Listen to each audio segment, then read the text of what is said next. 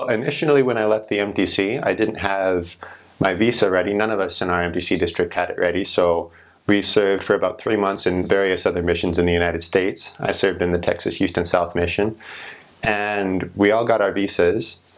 We all flew out of our various missions. We met up at the Atlanta airport. We were all super excited to see each other, kind of nervous about what to expect in Argentina. We touched down in Buenos Aires, then we flew up to Resistencia in there's a very small airport there. And we got off, the mission president was there, the assistants were there, we got off the plane, they took us on a bus to the mission office, and we saw, it's so crazy what you see. We saw all these dirt roads, we have all these great big orange blocks that make up the buildings that are basically sand. You've never seen anything like it. Little hand-painted signs selling gas or fruit or whatever, and that was all our first impression. So it's very difficult to describe. You have to see it to believe it. We went to the mission office, they gave us some training, and the next day we were in our areas with our companions, and I had a really great trainer. So all the work that we did in Argentina was done on foot, which was a change because in Texas I was used to biking and using a car everywhere, but we had these great big large areas. My first area was basically an entire city, Fontana, and we walked around. We got to know the members.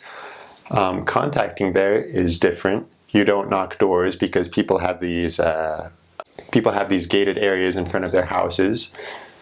And it's not polite to go up and just knock on the door. Sometimes they don't even have doors, just a little piece of cloth draped over the opening. So you go up and you clap, and that's how you contact. We didn't spend a lot of time contacting like street by street, house by house. Instead, we went from point A to point B, and if we felt inspired to knock a certain door, we'd go up and we'd knock it. And sometimes we'd go 2 or 3 in a visit. Sometimes we'd just contact at will, basically randomly, wherever we felt like it, wherever the spirit indicated. The first chapel that I had actually wasn't a chapel, it was a branch. It wasn't a great big building that owned and built by the church. It was just on the main street in the city. There was a little shop that used to be a pharmacy. It was closed, and so we put a bunch of chairs in, put a podium in. It had enough rooms for the priesthood and the Relief Society, the primary, that was adequate to their needs, and they just put a little tiny sign in front of it, the Church of Jesus Christ of Latter-day Saints. And it didn't look like a church at all aside from that plaque. So when we invited people to church, they said, "Hey, have you been on the Calle Alvear?"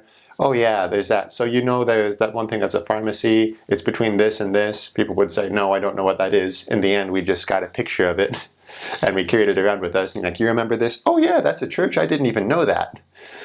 And yeah, that's how we invited people to church.